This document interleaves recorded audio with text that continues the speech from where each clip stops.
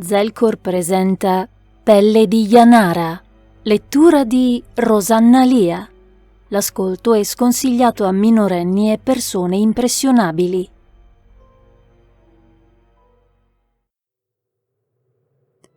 La navata era in penombra.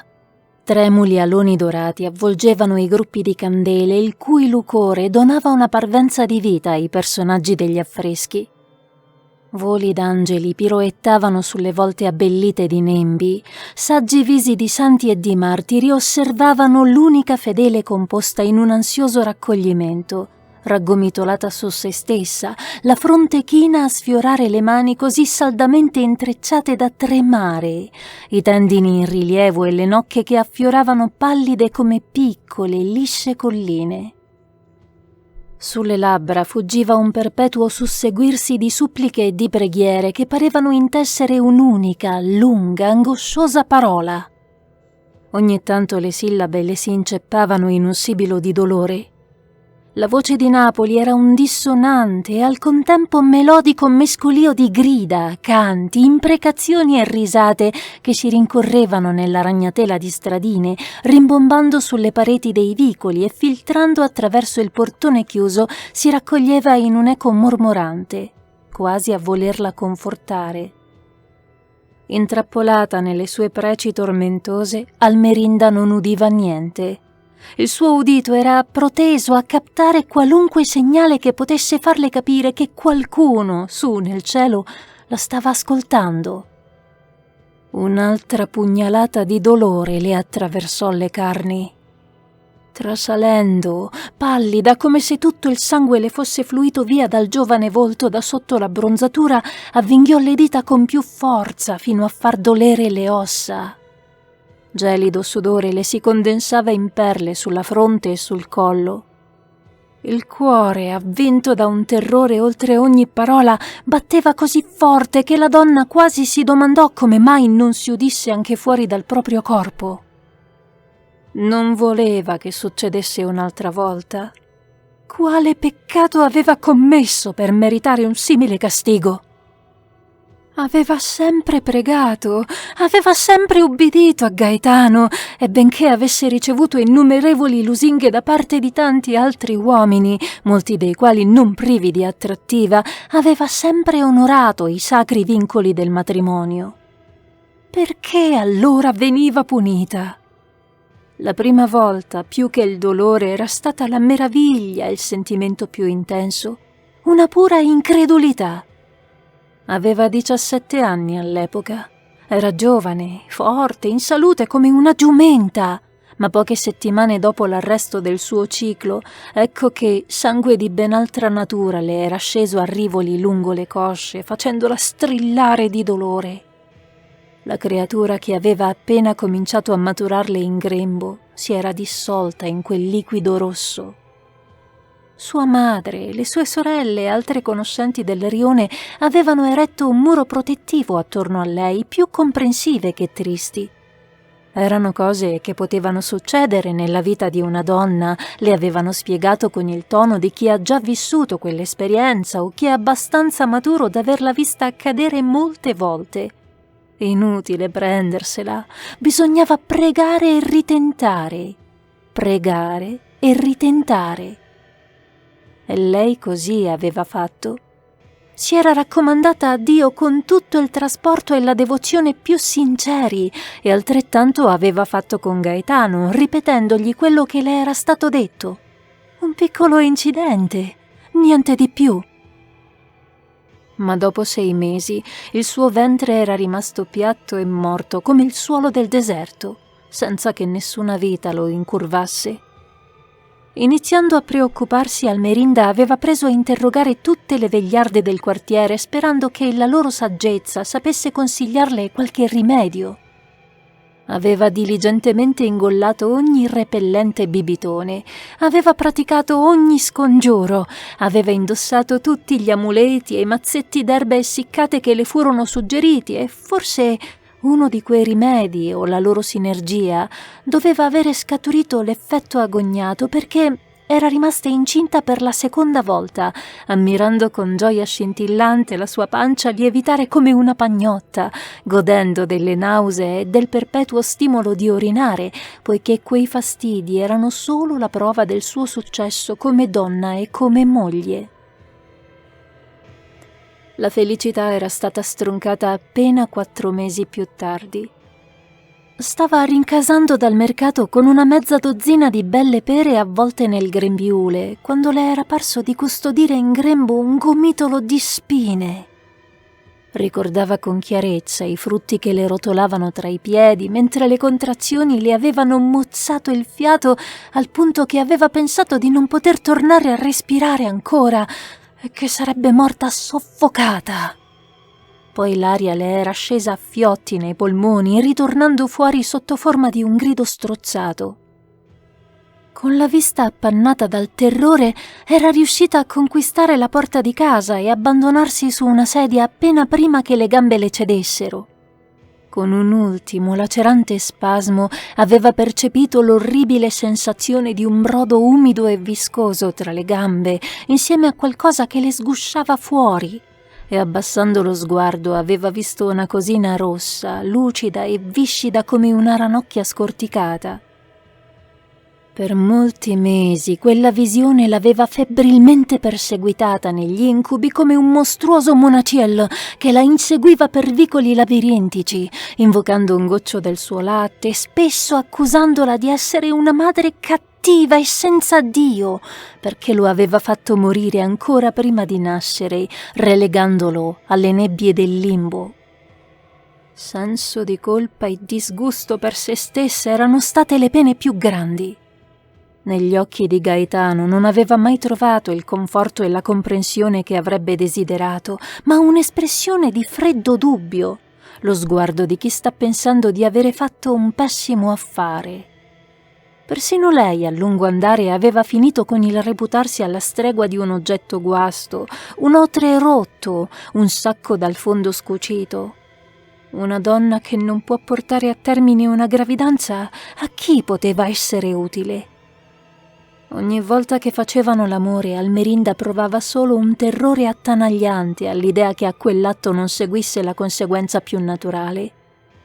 Quando Gaetano tornava a casa con addosso l'odore umido e ferroso dei condotti di pietra dove si insinuava in qualità di pozzaro e le faceva scivolare le ruvide mani sotto la veste, lei si irrigidiva tutta, pregando che fosse la volta buona, che Dio smettesse di tormentarla.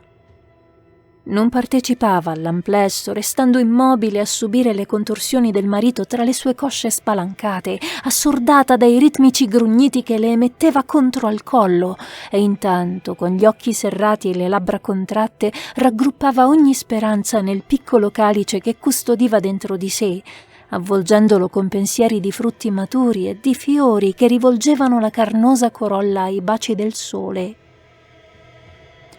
Dopo un anno di quel martirio si era destata con un brumoso senso di nausea per diverse mattine di seguito e questa volta, quando i segni della gravidanza si erano fatti più evidenti, il suo sollievo aveva una sfumatura di angoscia. I giorni si erano raggruppati in settimane, le settimane avevano danzato insieme formando i mesi. Più il tempo passava e più lo spettro di un nuovo aborto perdeva consistenza, diventando l'eco indefinito di un incubo ormai passato. Ma adesso quel mostro orribile e sanguinante era ripiombato su di lei, tornando a dilaniarle l'utero con quei morsi tremendi che aveva pregato di non dovere più patire. Non se n'era mai andato. Adesso lo capiva, mentre una pioggia di sudore le gocciolava dalla fronte sulle mani convulsamente giunte. Era sempre rimasto dietro di lei, nascosto al suo sguardo colmo di ingenua speranza, pronto a tornare per distruggerle la vita. Una lama rovente le affondò in profondità. Spasimi violenti le danzarono attorno alle ossa, facendola raggomitolare.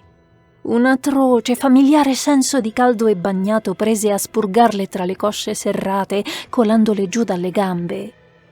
Soffocata dal panico, districò boccheggiando le mani e ne infilò una sotto la gonna.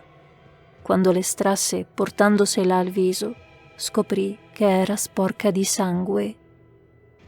Gli strilli acuti della donna colmarono la piccola chiesa, rimbalzando contro le pareti, schiaffeggiando le statue indifferenti dei santi che la fissavano.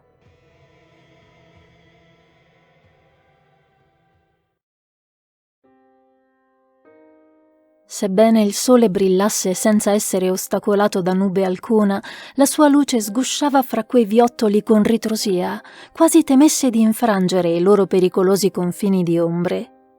Cordami sottili si intrecciavano nell'aria dai quali pendevano vestiti ad asciugare come pelli scorticate.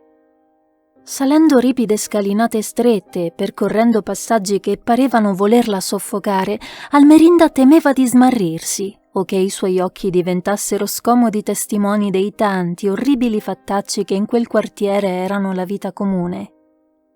Un crepuscolo sempiterno aleggiava in quella zona tanto malfamata, dove persino i più temerari camorristi mettevano piede di rado e con il nervosismo nel cuore. Avvolta nello scialle che le ricopriva la chioma scura, cercò con occhi smaniosi l'ennesimo simbolo che come gli altri era stato tracciato sull'angolo della parete. Eccolo lì, un piccolo sole inciso con la punta di un coltello. Era segno che stava andando nella giusta direzione, ma la fretta di raggiungerla era pari al timore di farlo. Era cresciuta ascoltando su Donna Leonora le storie più agghiaccianti e non poche volte da ragazzina, quando si era comportata male o non aveva svolto i suoi compiti a dovere, sua madre l'aveva minacciata dicendole che le bambine disobbedienti e pigre finivano tutte nel pentolone di Donna Leonora, che poi le serviva i sabba delle Janare. Paradossalmente era stata proprio sua madre a suggerirle di recarsi da lei, istruendola su come trovare la via grazie alla traccia del sole. La mano di Almerinda era avvolta al seno, vicino al quale teneva celato il sacchetto con le piastre d'argento che con grandi sforzi, debiti e sacrifici le sue sorelle avevano racimolato per lei. Ovviamente a Gaetano avevano taciuto di quell'ultimo tentativo, in quanto egli ripugnava qualsiasi mezzo che coinvolgesse persone come Donna Leonora. Almerinda sudava freddo, pervasa dal terrore che un seppur lieve tintinnio delle sue monete attirasse l'attenzione di qualche malvivente. Non si lasciava ingannare dall'apparente tranquillità e solitudine di quella zona. Sapeva bene che da dietro le pesanti finestre o dagli spiragli delle porte occhi malevoli spiavano il suo passaggio.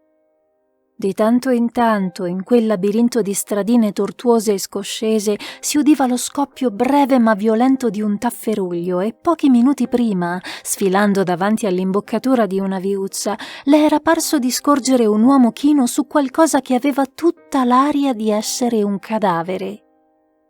Svoltò un angolo e con un tuffo al cuore il suo sguardo incrociò quello che stava così affannosamente cercando. Sopra una porta stava un grande pannello di legno verniciato di blu sul quale un florido sole fiammeggiante si stagliava gagliardo. Sotto l'insegna, appoggiato con indolenza al lato della porta, stava un ragazzino che si puliva le unghie con un coltellaccio. Impossibile stabilirne l'età. I crimini l'avevano fatto maturare 2 volte più alla svelta del dovuto e nei suoi occhi c'era già la bramosia rapace di un malvivente di professione. Se la sua carnagione fosse scura per lo sporco o per la bronzatura, era un altro mistero. Con la gola secca Almerinda gli si accostò, rivolgendosi con l'umiltà che certamente non avrebbe mai riservato a nessun altro bambino, chiedendo di poter conferire con Donna Leonora. Senza neanche alzare lo sguardo e con il tono traboccante dell'insolenza di chi è abituato a comandare, il moccioso replicò che chi voleva parlare con Lionò doveva prima far cantare l'argento.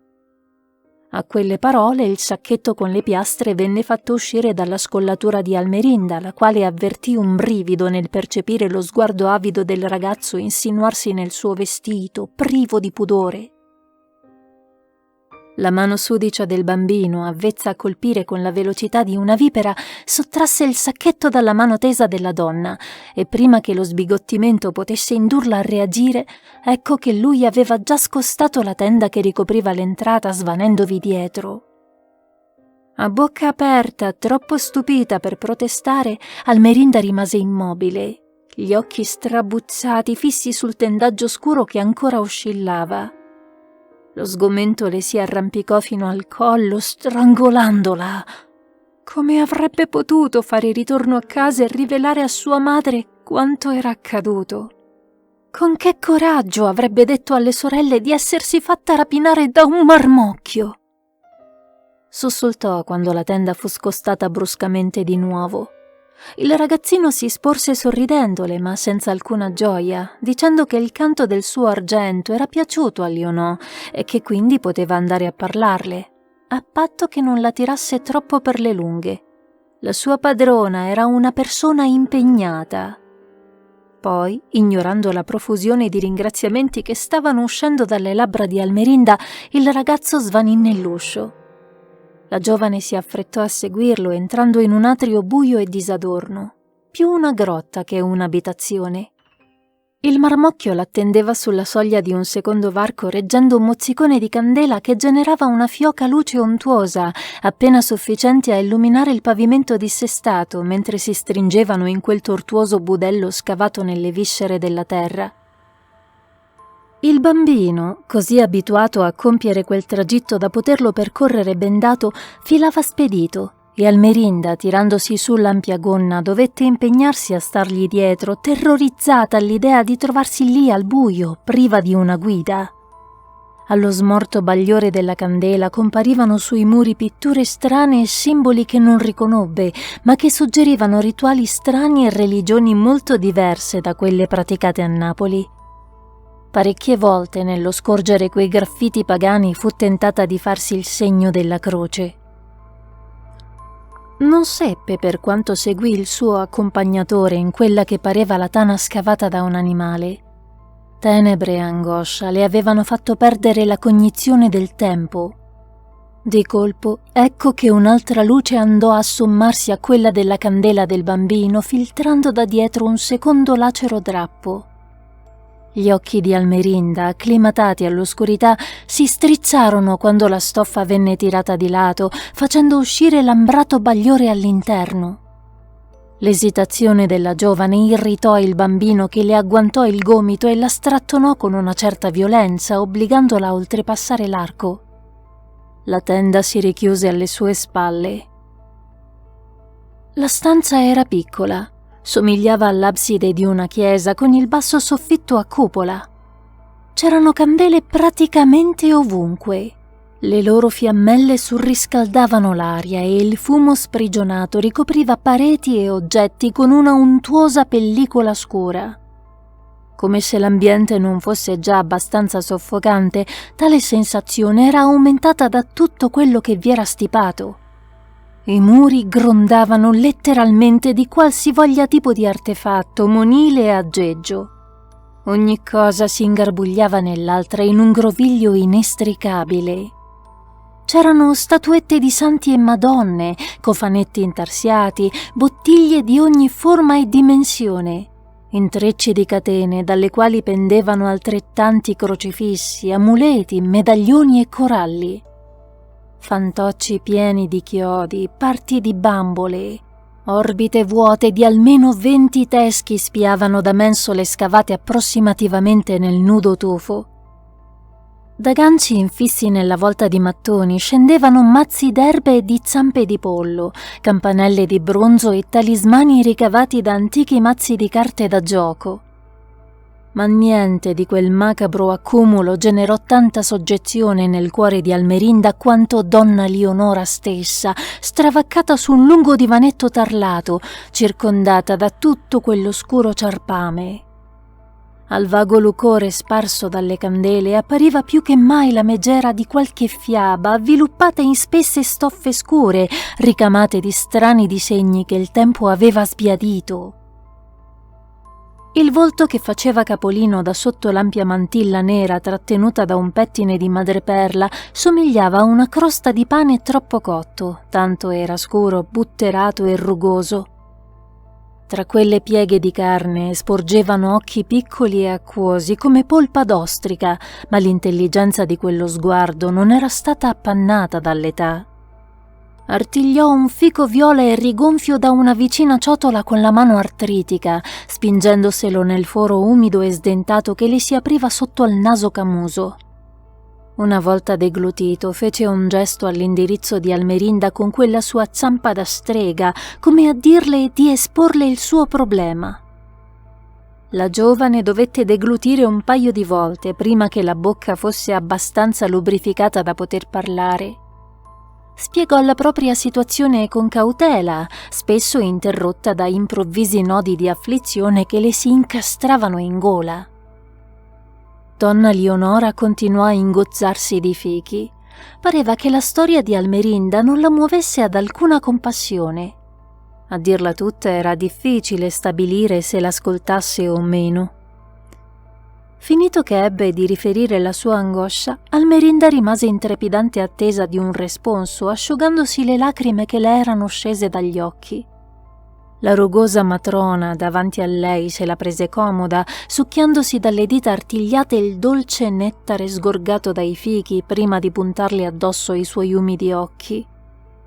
Sorprendendola affermò che le avrebbe restituito i soldi, dal momento che la sua onestà era troppo preziosa e la sua reputazione troppo onorata per poter consentirsi di truffare una cliente con rimedi che non poteva fornire. Per quella cifra, se voleva, poteva fare rapire un neonato e consegnarglielo, ma neanche tutto l'oro del viceré poteva fare sbocciare la vita in un corpo sterile quanto una pietra.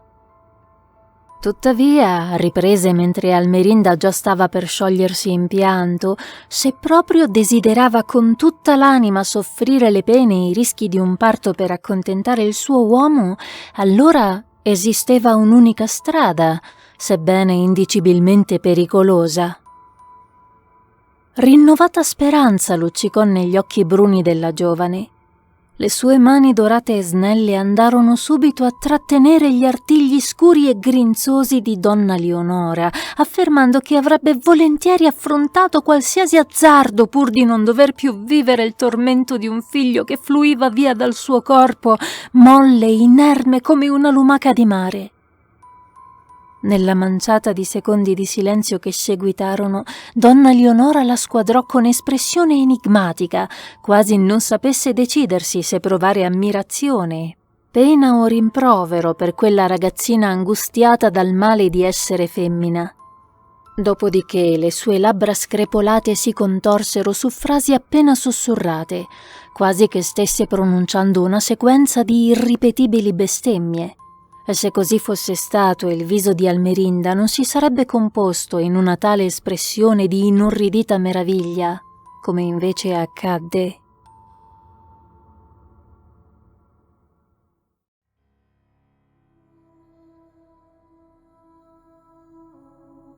Stagliato contro il velluto grigio-blu del cielo, il massiccio cono del Vesuvio liberava un lungo dragone di fumo che andava a offuscare lo scintillio della luna piena. Ai suoi piedi Napoli riposava beatamente, abituata alla letale presenza di quel volubile dio di fuoco, specchiandosi nel mare che se ne stava raggomitolato nel suo golfo come un gatto. Ma non era il vulcano a insidiare i pensieri di Almerinda, tenendola ben desta accanto a Gaetano, il quale invece dormiva della grossa, russando attraverso i folti baffi cespugliosi. Si addormentava sempre come un sasso dopo avere soddisfatto i propri piaceri, ma quella notte aveva a sua insaputa ricevuto un piccolo aiuto da un po' di laudano mescolato al vino. Assicuratasi che il marito fosse prigioniero del regno di Morfeo, la giovane scivolò giù dal letto, si rivestì in un lampo e uscì di casa con la testa nascosta sotto un fazzoletto nero, infilandosi nel reticolo di viuzze che la condussero fuori dai confini della città, dove le abitazioni e le fortificazioni davano campo libero alle campagne circostanti. L'intenso scintillio cremoso che pioveva dalla luna risaltava i sentieri quasi che fossero stati forgiati nell'argento, rendendole facile inoltrarsi anche senza lanterne o candele. Del resto, portare con sé una luce sarebbe stato estremamente pericoloso, dal momento che la sua presenza sarebbe stata svelata di sicuro. Le risuonò in mente la raccomandazione di donna Leonora. Era imperativo che non si accorgessero di lei, altrimenti quello che le sarebbe capitato le avrebbe fatto desiderare persino di essere all'inferno. Non era l'oscurità a impacciarle il cammino, bensì la paura. Il suo corpo giovane e sano fremeva alla maniera di una vecchia durante gli ultimi respiri. Benché la notte fosse tiepida, ingentilita dall'alito dolce che dal mare spirava tra gli olivi, un gelo le attanagliava le mani e i piedi. Molte volte il suo passo venne rallentato dalla voglia di tornare a casa, tra le pareti solide e sicure della città, dove le chiese si elevavano a baluardo contro il buio e di tutti i suoi perversi abitatori. Se Gaetano desiderava un erede tanto ardentemente, che se lo partorisse da solo.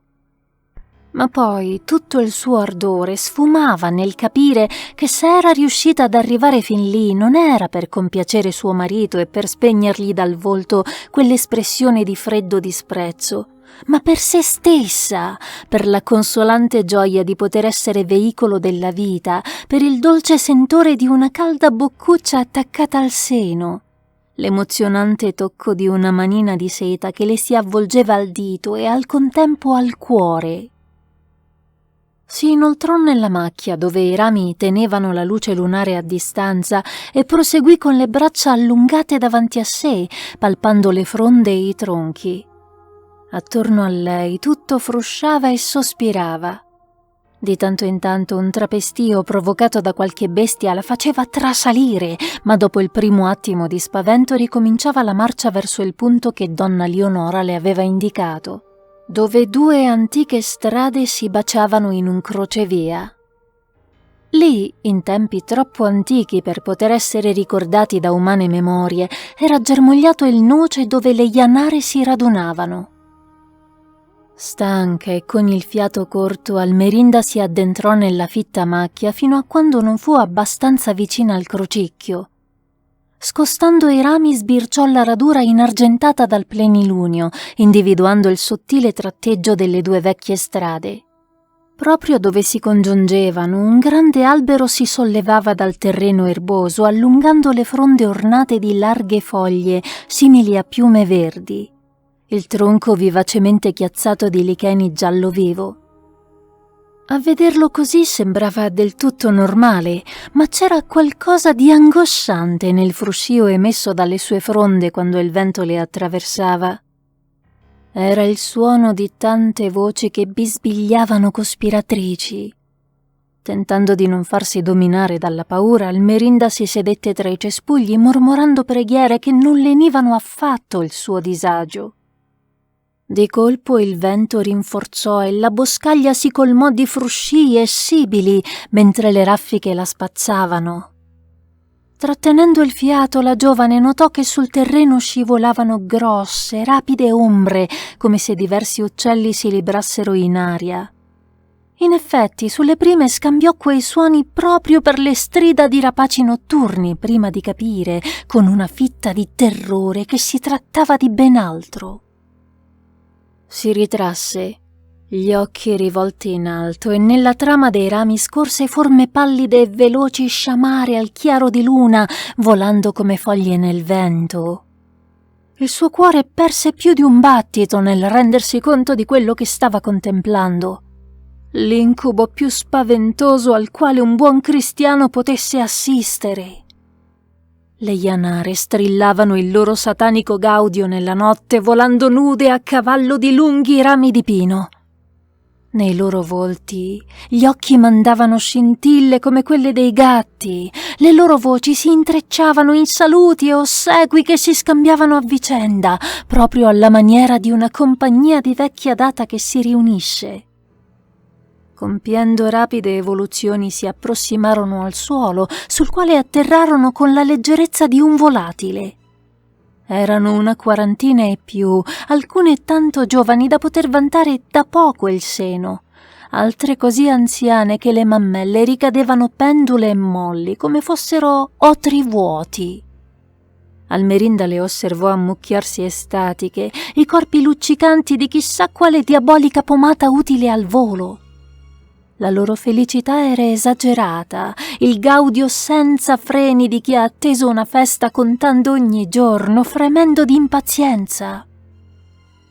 Una delle più vecchie, un'orrida radice consunta dagli anni e dalle malattie, alzò le braccia stecchite, imponendo il silenzio che calò subitaneo come la lama del boia. Le compagne la accerchiarono, gravide di aspettativa. Suo malgrado interessata, la ragazza nascosta sporse il collo per guardare. La pelle d'oca sotto gli abiti, il cuore in gola.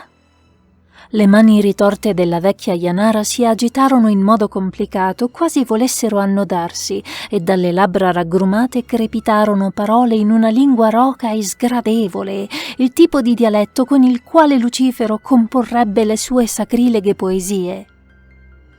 Una gran fiammata azzurra scaturì sotto al noce con un boato sordo, irradiando di quel lucore cadaverico ai dintorni.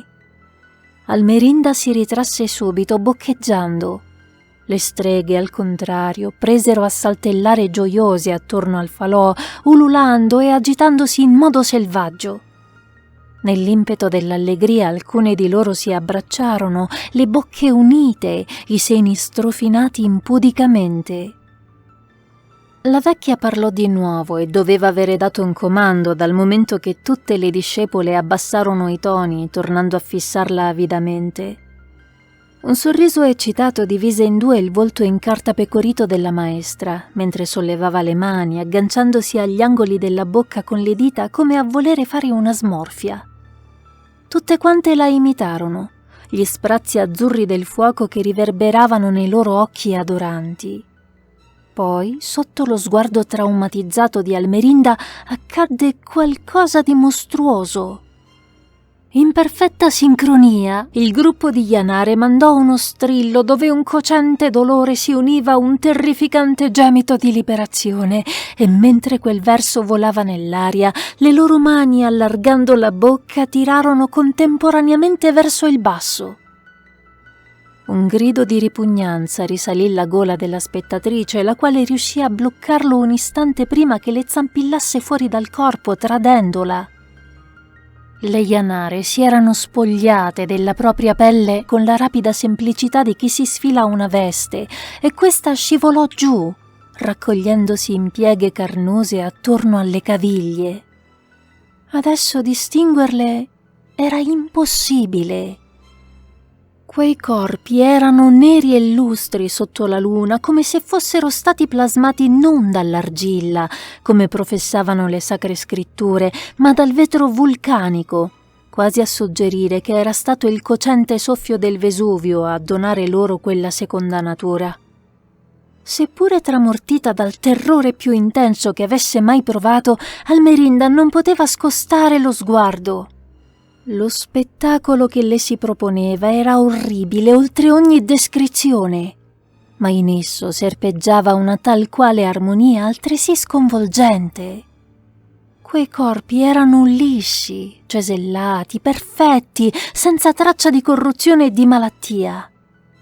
Le chiome erano seriche filigrane d'ossidiana, i seni lustri frutti maturati nel segreto della notte. I lombi sussultavano irrequieti, frementi di lussuria. Con movimenti fluidi, simili a una danza, si chinarono a raccogliere il loro involucro mortale, sbatacchiandolo come fosse un panno da stendere. Quindi, liberando urla di trionfo, ognuna scagliò via la propria pelle. Alcune ricaddero poco oltre il bagliore cilestrino del fuoco, altre si adagiarono sui rami circostanti. Una di esse volò verso il nascondiglio di Almerinda e durante il tragitto le sue gambe e braccia vuote sbatacchiarono prima di impigliarsi in una fronda sporgente e penzolare lì, flaccida e patetica, a pochi passi da dove la giovane era rimasta rannicchiata. Era ciò che stava aspettando da quando aveva visto la comitiva atterrare accanto al noce, ma l'idea di abbandonare il riparo garantito dei cespugli le dava la nausea. Non era ancora il momento di correre tale rischio, decise. Intanto l'anziana Janara seguitava a blaterare in quell'idioma mefistofelico, gli occhi strabuzzati per lo sforzo. i tendini che le affioravano dal collo. Le sue dita vibravano a comporre strani simboli all'indirizzo di quelle fiamme innaturali, la cui luce cresceva ogni secondo di più. Lingue vampate si divincolavano furibonde e nelle loro viscere argentate si indovinava il moto serpentino di un mosaico di forme intrecciate, liquide e sfuggenti. Almerinda non avrebbe voluto guardare, sentiva che la sua curiosità era blasfema, ma tanto sacrilegio non riusciva a convincerla a smettere. I sibili e i crepitii del fuoco si trasformarono in parole. L'orda di streghe le accolse con osanna festanti, ondeggiandole anche e conficcando freneticamente le dita nelle vagine esposte. Il fuoco eccitato vomitò fuori delle sagome scure e fumanti che balzarono nell'erba circostante. Per la seconda volta la spettatrice dovette mordersi le labbra per non strillare.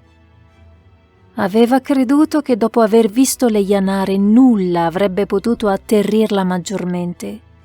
Scoprì di essersi sbagliata.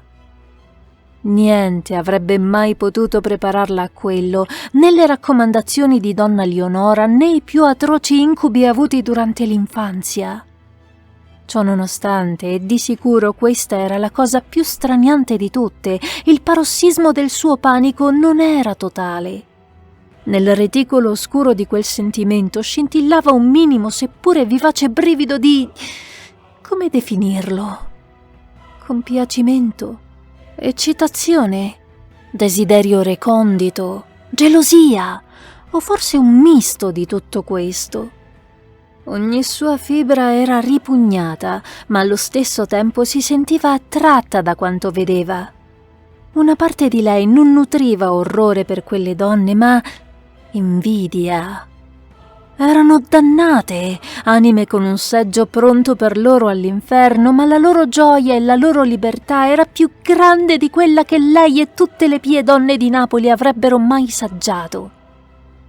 E se le creature che stavano sgorgando dal fuoco erano diavoli, beh, nei loro occhi di sangue non leggeva il dispregio che invece abitava lo sguardo di Gaetano per il semplice fatto di avere sposato una donna incapace di dargli un figlio.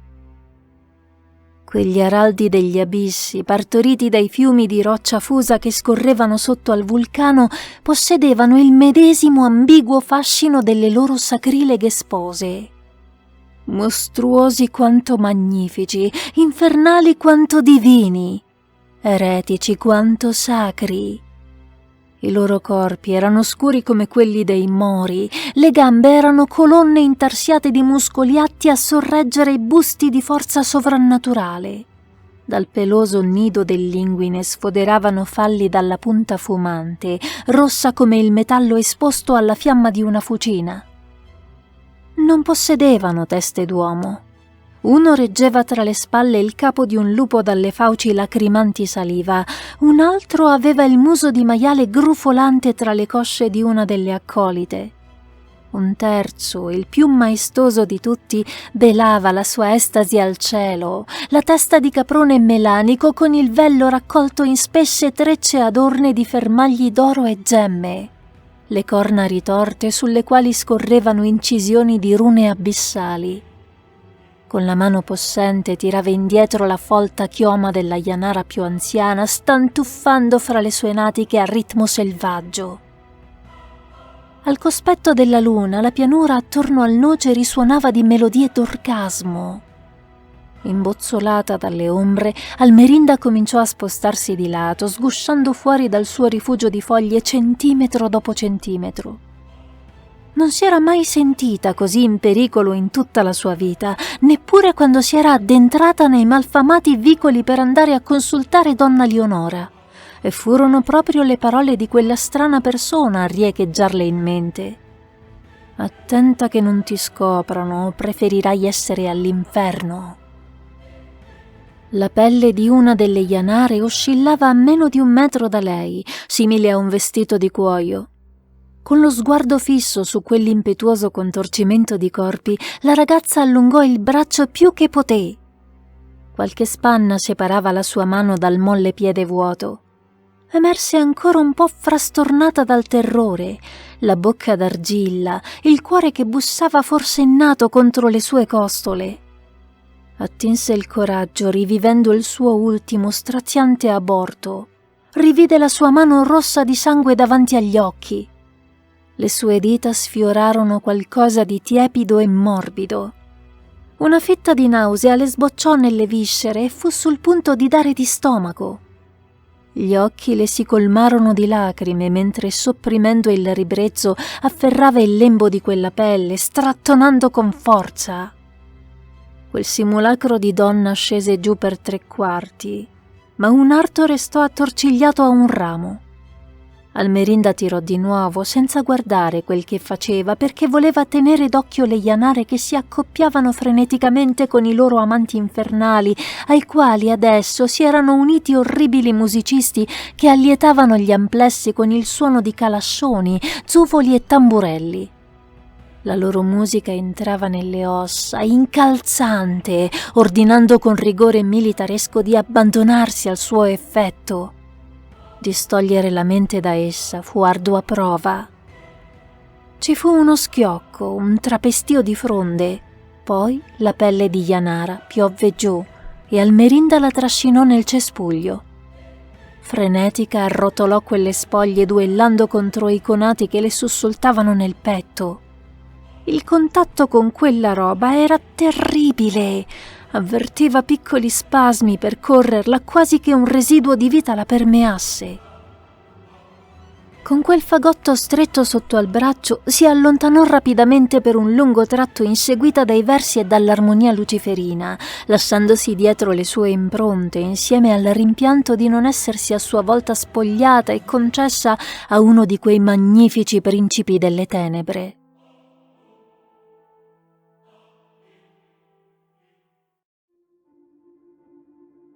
Nessuno comprese la ragione dell'improvvisa e feroce febbre che costrinse Almerinda a giacere nel letto per una settimana, contorcendosi in un bagno di sudore freddo, le carni infiammate e la mente sciolta in una broda di deliri.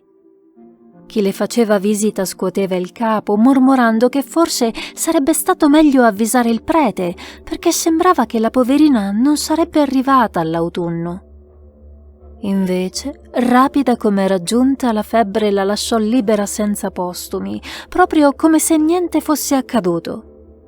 Per qualche tempo Almerinda affrontò la convalescenza riempiendosi dei colori e della frenetica vita della sua città, allontanando le cupe, conturbanti immagini del Sabba con lo scintillante blu del mare e l'inebriante aroma che si spargeva dai banchetti di venditori di pizza. Tuttavia, era ben conscia che la sua impresa era compiuta solo per metà e che un'altra missione, spaventosa quanto la precedente, anelava di essere espletata. Agì ancora di notte. Per la seconda volta versò una dose di laudano nel vino del marito, sgattaiolando fuori casa e oltre le mura cittadine.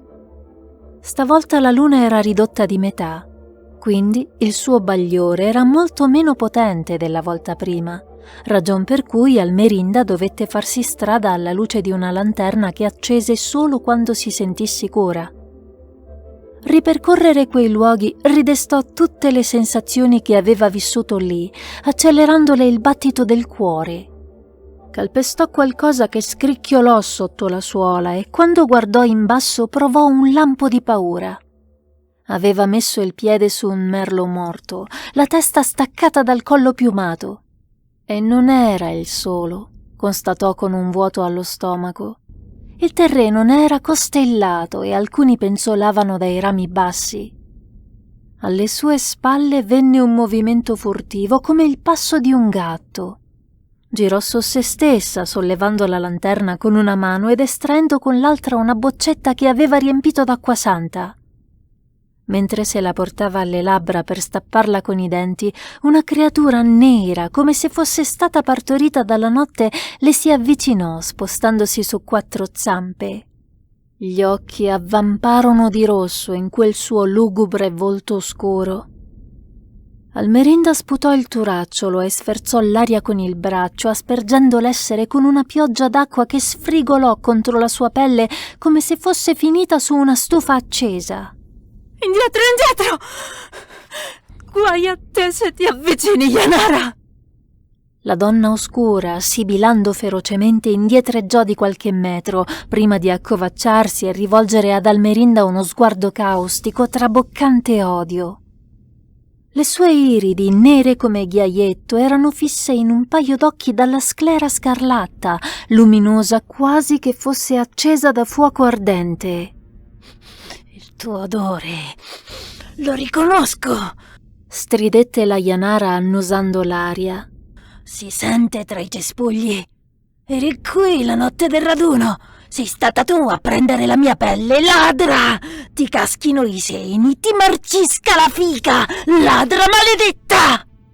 Per un attimo parve di nuovo volersi avventare. Così Almerinda sollevò il braccio con il quale brandiva l'ampolla. La fattucchiera si ritrasse. «Deve mancarti molto la tua pelle. Eri bellissima tante notti fa. Tutte voi lo eravate, ma ora non lo sei più». Almerinda cercava di ostentare più sicurezza di quanta ne provasse, ma sotto tanta sicumera sentiva il terrore ribollirle. Tuttavia, quanto detto era la verità.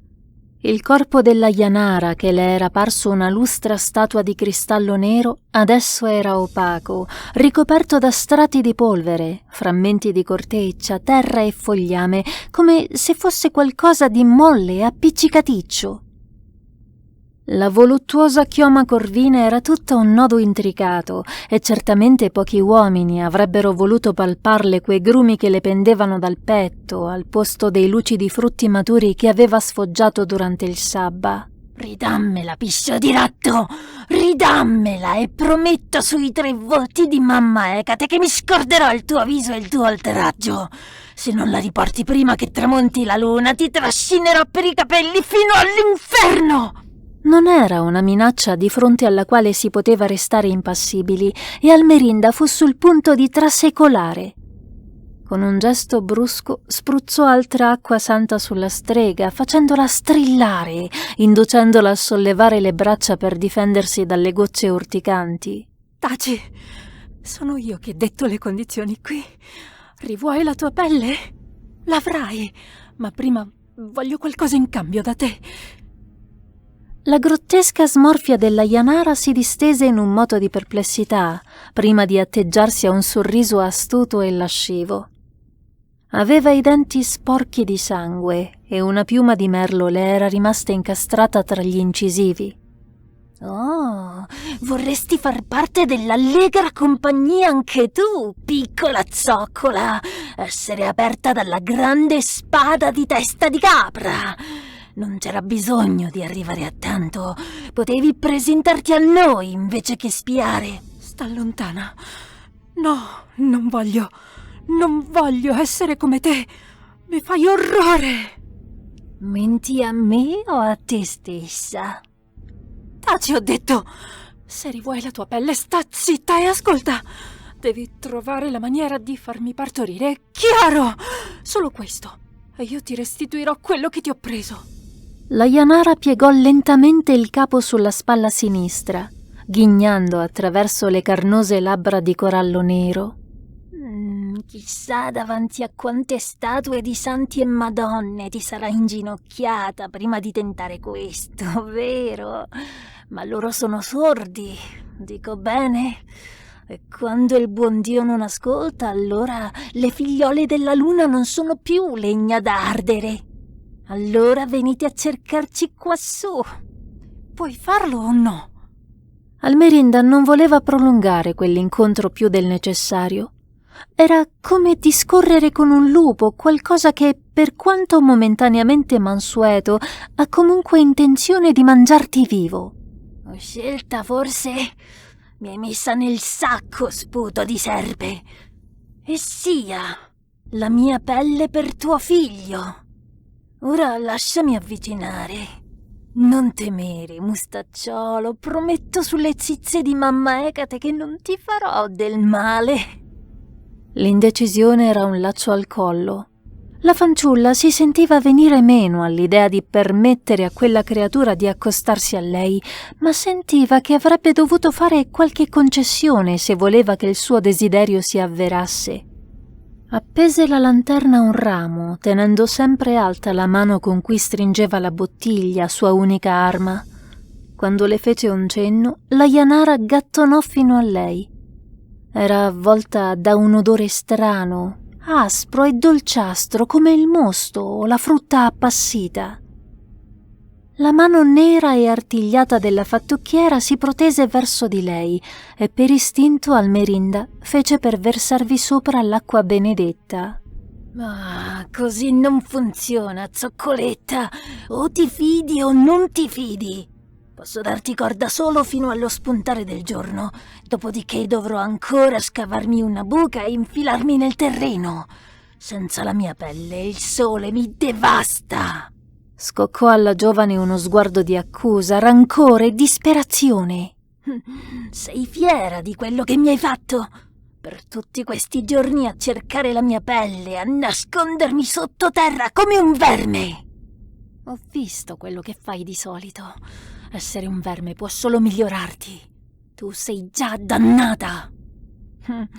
«E tu la sai lunga sulla dannazione, vedo. Eccoti qua a insultare che ti vuole dare una mano mentre bruci di paura all'idea che anche questo non funzioni, che qualunque maiale tu abbia sposato possa ripudiarti. Chi è la vera dannata tra me e te? E ora chiudi quella cloaca e lasciami fare». Le sue unghie affilate lacerarono la stoffa dell'abito di Almerinda prima che la mano sgusciasse nello strappo. Il contatto contro la pelle nuda era rugoso e umido. Il corpo della giovane ebbe uno spasmo, le sue mascelle si serrarono con un ticchettio secco. La Janara chiuse le palpebre di carbone e il suo viso si fece concentrato per lunghi attimi prima di scuotere il capo. «Sterile come un campo di sale, piccola mia. Con un ventre così hai voglia a invocare San Gennaro». Ma tu puoi porvi rimedio, vero?» «Io posso tutto». Levò l'altra mano e mostrò alla ragazza il palmo sudicio prima di richiudere lentamente le lunghe dita con un gesto elegante. Quando le riaprì, c'era una grossa noce. «Una volta a casa aprila in modo da averne 2 metà e mangia la polpa. Dovrai bere da una delle metà del latte con una goccia di sangue mestruale di una donna già diventata madre e lo farai 3 volte. Quando la luna è crescente, quando la luna è piena e quando la luna è calante. Dopo la 3ª volta fatti montare da tuo marito e vedrai che dopo 9 mesi battezzerai la tua creatura. E come vuoi che sia questo figliolo? Magari bello come le onde dorate del sole sui campi di grano?» Almerinda annuì e sotto il palmo della strega che ancora le aderiva al ventre provò una contrazione dolorosa. «Stupendo come l'azzurro del mare in un giorno di festa!» Almerinda annuì ancora. Un secondo spasmo la fece trasalire e una pellicola di sudore le ricoprì il corpo teso. «Magnifico quanto le ali di un cigno che si invola nell'aurora!» Stavolta la contrazione fu così lancinante che Almerinda gridò e si ritrasse con il fiato corto, scostandosi i lembi dello strappo del vestito per controllare, ma non vide alcuna ferita. Poco distante la Janara le sorrideva. «La mia parte l'ho fatta, agnellino. Adesso mantieni la tua.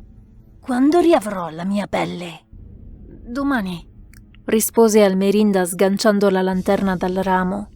«Domani mattina tornerò qui e la lascerò nascosta vicino al noce dove vi riunite. La troverai facilmente». Il mento aguzzo della creatura andò su e giù. Gli occhi simili a carboni ardenti brillavano nell'oscurità. «Così sia allora. Ma sei certa di volere solo questo? C'è sempre posto per una pulcella in più nell'allegra compagnia di Testa di Capra. Non ti piacerebbe volare, trasformarti ed essere scopata fino a non ricordare più il tuo nome?» Almerinda scoprì con sgomento che una parte di lei sarebbe piaciuto e come. Era un tormento che si portava dentro da quando aveva osato posare lo sguardo su quel sacrilego festeggiamento. Ma nella sua anima un altro desiderio superava la promessa di libertà che la strega le offriva, ed era quello di poter stringere il proprio figlio contro il petto. Prima che anche quell'ancora di salvezza si corrodesse nelle tentazioni diaboliche, Almerinda strappò la noce dalle dita della Janara, oltrepassandola. «Qui le nostre strade si dividono. Strega!»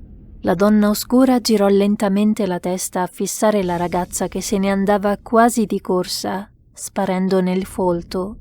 «Qui le nostre strade si dividono, zoccoletta. Per il momento».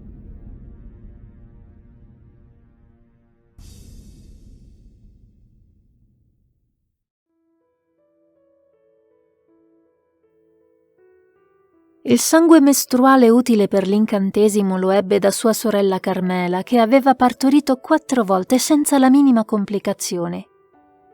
Ogni volta che soggeva quel piccolo sorso di latte e di sangue al cospetto della luna, sentiva le membra irradiarsi di un'energia che non era solo suggestione, ma qualcosa di reale, che le si raccoglieva nel basso ventre, proprio come le gocce di rugiada si raccolgono nei calici dei fiori nelle mattine di primavera. Percepiva nettamente che il deserto del suo utero stava sbocciando in un rigoglioso giardino. La sera in cui bevve l'ultima pozione, dopo avere ricambiato il sorriso che la luna le elargiva dall'alto del cielo, si era spogliata degli indumenti e si era presentata a suo marito nuda e palpitante come il giorno in cui era nata. Alla luce dell'unica candela che brillava sul tavolo su un fiasco di vino ormai vuoto, il corpo di Almerinda dava l'impressione di essere stato intagliato da un tronco d'olivo per mezzo delle mani di un abile artigiano. I fianchi erano matronali, la pelle d'oro brunito, i seni turgidi incoronati da capezzoli larghi e scuri. Gaetano abbandonò il coltello e la pera che stava sbucciando, contemplandola come se non l'avesse mai vista prima, quasi che fosse scesa dal cielo scivolando sulla luce della luna come un refolo di vento, o come una Janara. L'uomo si alzò e inciampò nella gamba della sedia, incespicando prima di stringerla a sé con la goffaggine di un ragazzo durante la sua prima volta, stordito da qualcosa dentro di lei, assoggettato totalmente. Fu Almerinda a spogliarlo e condurlo a letto. Non gli lasciò fare nulla, prendendo il controllo, servendosi di lui, impetuosa, senza pudore, priva di inibizione, e per tutto il tempo non pensò a Gaetano, ma finse di avere tra le cosce il corpo nero e maestoso del diavolo con la testa di capra, fino a convincersi di avere il suo membro incandescente che si faceva strada dentro di lei come la lava che zampilla dal Vesuvio. Non si sorprese quando scoprì di essere incinta e tale notizia non fu accolta dal marito e dagli altri familiari con molto entusiasmo. Che motivo c'era di felicitarsi per un futuro aborto? Benché sapesse che stavolta non sarebbe finita in quel modo, pure Almerinda venne contagiata dal nervosismo quando il 4° mese si approssimò. Al pari della luna alla quale si era affidata, il ventre della fanciulla si fece sempre più tondo, più pieno, e la vita al suo interno si faceva sentire con colpetti e calci. Quando fu chiaro a tutti che questa era la volta buona, un'euforica meraviglia si trasmise alla famiglia intera. Persino Gaetano, disilluso e assai avido di effusioni alla prospettiva di diventare davvero padre, cambiò letteralmente atteggiamento, ricoprendo la moglie di attenzioni così soffocanti che lei quasi si trovò a preferirlo quando la trattava con freddezza e sdegno. 5 mesi più tardi, in una notte identica a quella in cui si era recata piena di paura al sabba presso l'antico noce, tra le gambe di Almerinda scrosciò un fiotto di liquido. Gaetano andò di corsa a chiamare una vicina, che era una levatrice, e restò fuori dalla stanza, marciando avanti e indietro, sudato, agitatissimo, trasalendo tutte le volte che dalla porta filtravano le grida di dolore della moglie in pieno travaglio. Uno strillo lacerante, il più intenso e pregno di sofferenza, si librò nella notte come il volo di una freccia, e mentre si spegneva in un lamento, ecco che sopraggiungeva un altro suono, l'acuto trillare di una nuova vita che annuncia la propria venuta al mondo.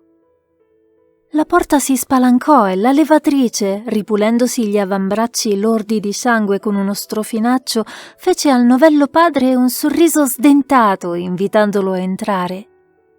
Gaetano avanzò a passo malfermo, osservando la moglie che giaceva nel letto con gli occhi gonfi e socchiusi, quasi che insieme al neonato avesse espulso da sé pure ogni stilla di energia.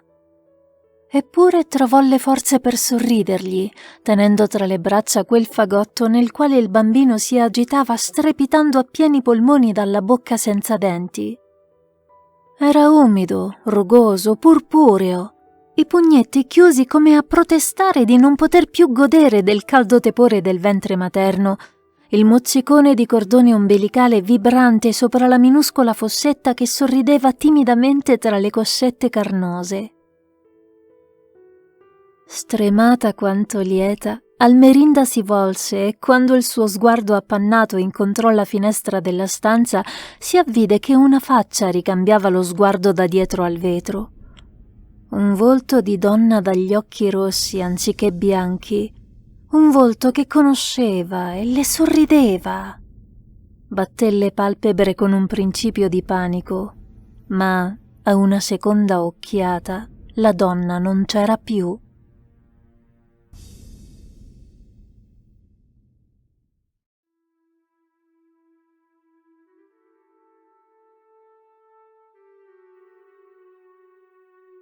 Finito il suo lavoro, con i capelli umidi e gli abiti impregnati dell'odore dei cunicoli e dei pozzi dove solo lui poteva infilarsi grazie alla sua costituzione smilza e agile, Gaetano fece ritorno a casa come sempre a occhi bassi, desiderando di poter diventare sordo per non udire le risatine o le frasi mormorate dai passanti.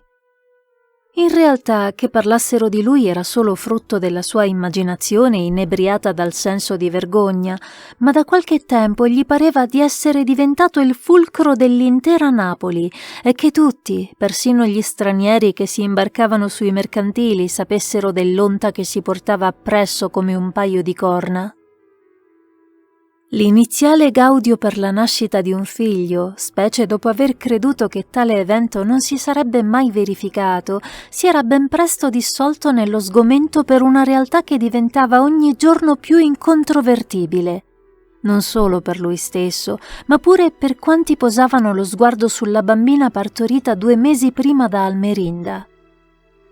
A meno di non essere dei completi imbecilli, nessuno poteva credere che una creatura simile fosse nata da 2 genitori come loro. Sia lui che sua moglie erano i più classici figli di quella terra cullata dal mare e accarezzata dal sole, piccoli di statura, neri d'occhi e di capelli, scuri come baccelli di carrubo, mentre la piccola pareva un chicco di sale finito chissà come in un sacco di caffè. Era venuta al mondo vantando una folta chioma dorata come le spighe del grano sotto al sole di luglio, mentre gli occhietti vivaci che adornavano il suo visetto paffuto parevano gocce raccolte dal mare, tanto erano azzurri. L'incarnato poi non somigliava per niente a quello di suo padre o sua madre, essendo candido al pari dell'ala di un cigno. Ancora più insopportabile dell'idea che Almerinda l'avesse tradito con un marinaio del nord sceso da qualche vascello, lo smacco peggiore, quello che attorcigliava i nervi dell'uomo come fossero maccheroni, era che la gente iniziasse a pensare che fosse il suo seme, non il ventre della moglie, ciò che causava gli aborti. Dopotutto, pareva proprio che l'unica gravidanza portata a termine da Almerinda fosse anche quella avvenuta dopo essere stata a letto con un altro uomo, la qual cosa era troppo palese per poter essere ignorata. Vampe di rabbia vergognosa gli infiammavano il collo, pulsandogli contro le tempie. Dietro la fronte un ronzio di vespe furiose lo faceva ammattire, accrescendosi nel corso dei giorni e delle settimane. Chissà che risate si faceva la gente alle sue spalle, Chissà che ballate beffarde e che nomignoli infamanti stavano preparando per lui. Del resto, poteva quasi capirli. A quale altra ambizione potrebbe aspirare un marito il cui amplesso genera aborti, se non il ludibrio da parte di chiunque lo incontri?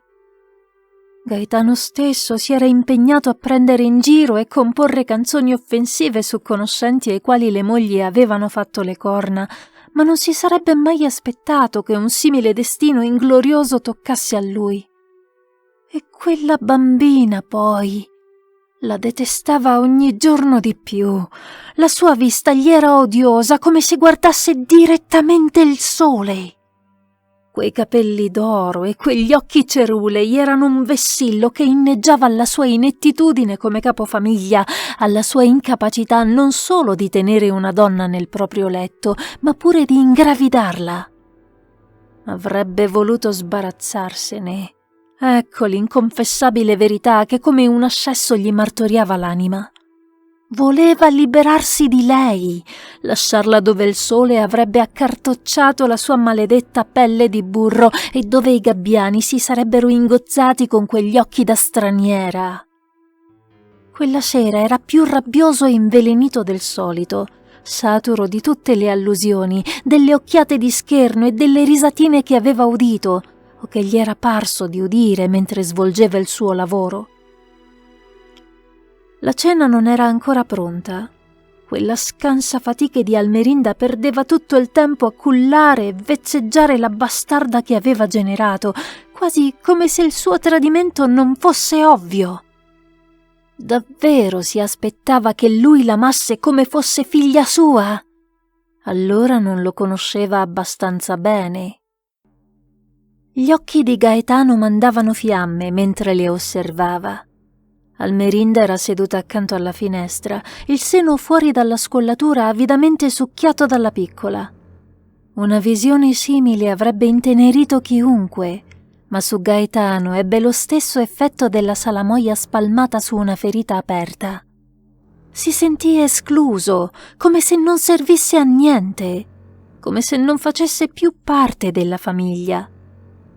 L'alveare che gli pareva di accogliere in testa ronzò più sonoro che mai, assorbendo ogni altro pensiero, surriscaldando l'odio e gettando aceto sulle profonde piaghe che gli straziavano l'orgoglio.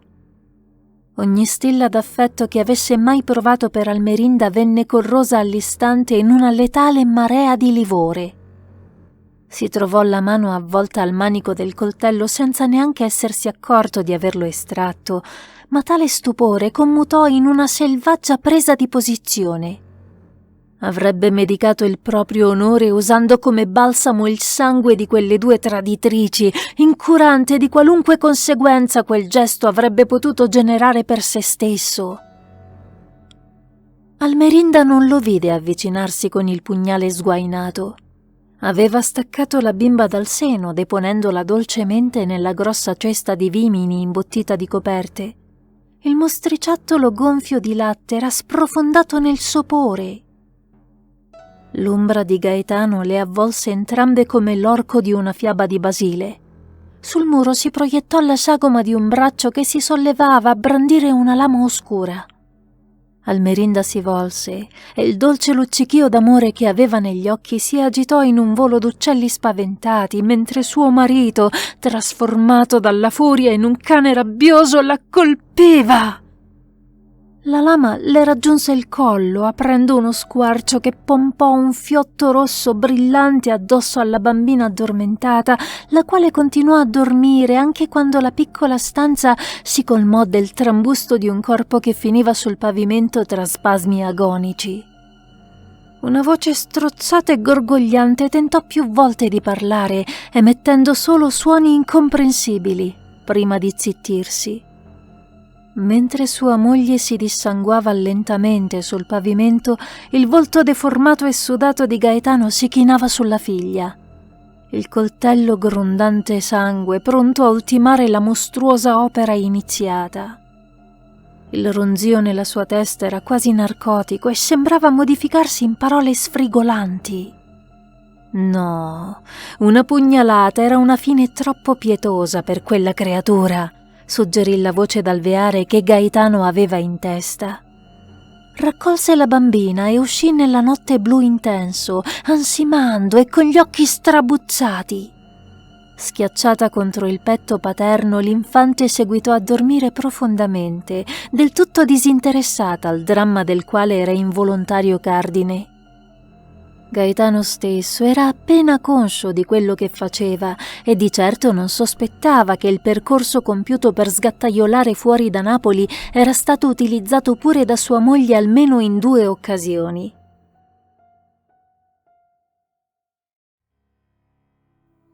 Per via di una di quelle coincidenze cabalistiche che si verificano sempre nelle faccende che coinvolgono i misteri, la luna era nel massimo del fulgore e la sua luce guidò l'uomo fino al grande noce, il cui tronco pareva intagliato in un solo blocco d'argento.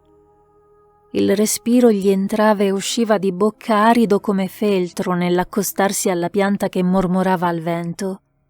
Si inginocchiò lasciando la figlia indesiderata dove le radici affondavano nel terreno imperlato di rugiada notturna. Che il freddo le mordicchiasse le ossa e gli animali ne facessero scempio fu il suo sprezzante augurio prima di voltarsi e incamminarsi nelle tenebre inargentate. E fu appunto in quel buio di seta che si accesero 2 vividi occhi rossi come il metallo avvicinato alla fiamma. Un ringhiare basso e minaccioso trasformò le ossa di Gaetano in ricotta e quel lugubre suono accompagnò l'avanzata di un enorme lupo dal pelo nero, ritto sulla schiena a formare una cresta ispida.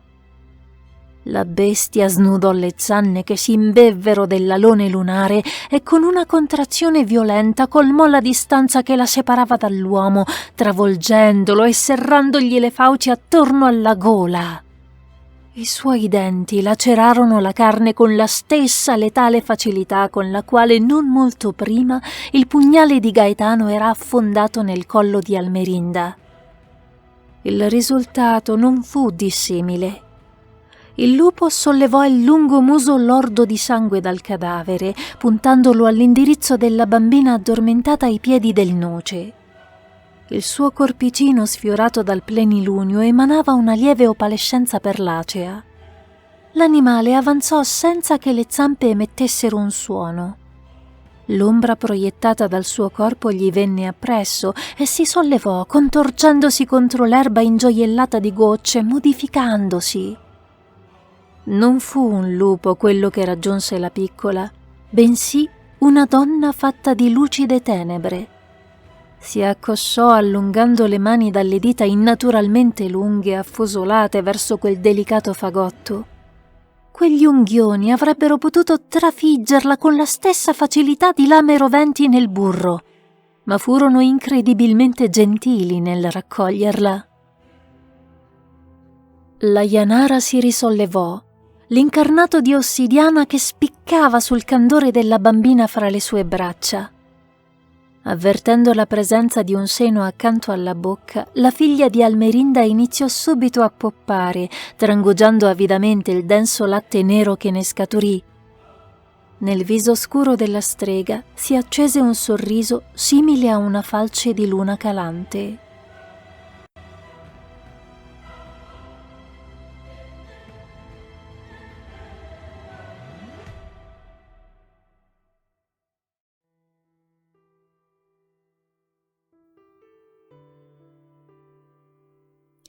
Argento eterico scendeva dal globo lunare, tingendo il Vesuvio di un lucore spettrale, satinando il mare accoccolato nel golfo e facendo risplendere i capelli dorati della fanciulla che scivolava sotto l'intrico grigio-verde degli olivi.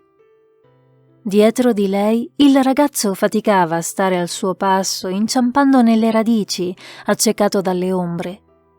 Più volte si era chiesto come facesse Diana a muoversi così bene in piena notte, senza rallentare o esitare. Scivolava a passo di gatto, come se per lei il buio non serbasse segreti. Usciti dalla macchia, il giovanotto lanciò uno sguardo apprensivo al grande noce che emergeva laddove 2 antichi sentieri si congiungevano. La gente raccontava storie spiacevoli su quell'albero e su chi vi si riuniva durante le notti di luna piena. notti come quella.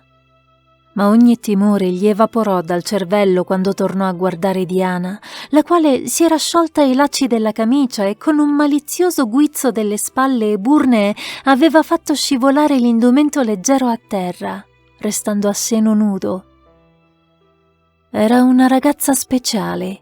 A Napoli lo sapevano tutti, e nei suoi riguardi ogni uomo provava un contrastante misto di attrazione e di timore, poiché era mutevole come la luna, ambigua al pari del mare e misteriosa quanto la notte. Persino adesso, sotto la calda eccitazione che gli inebriava il cervello, il giovanotto percepiva il fastidioso sentore di un disagio indefinibile. Ma del resto, non era prerogativa delle donne essere pericolose in sé e per sé. E per una come lei il privilegio di saggiare la dolcezza di quei semi avrebbe volentieri affrontato a testa alta l'intera genia delle Janare e dei sudditi di Lucifero. Lei sorrise e lui fu vinto. Lo trascinò giù dove si rotolarono nell'erba fradicia di rugiada, facendo crepitare il tappeto di foglie morte perdute dai rami sovrastanti, attraverso i quali il bagliore lunare mandava sprazzi lattescenti. Steso sopra Diana, rimbambito dalla confusione del piacere, il giovane non si accorse delle molte scure figure che si erano radunate lì attorno, accerchiandoli, come se si fossero materializzate dal buio medesimo. Gli occhi che osservavano la scena avevano la tinta accesa del carbone ardente e la luce della luna si scomponeva sui loro corpi in liquidi riflessi. Diana invece le vide e rivolse loro un sorriso. Passò una mano sulla schiena guizzante di muscoli del ragazzo. Le sue unghie e le sue dita si allungarono in punte aguzze, scurendosi nel nero lucido del vetro vulcanico. Qui finisce Pelle di Janara, scritto da Zelkor, letto da Rosanna Lia. Se questa storia è stata di vostro gradimento, lasciate un like e un commento. E se volete sostenere il canale con una piccola donazione, trovate il link a PayPal in descrizione. A presto con un nuovo racconto di Zelkor.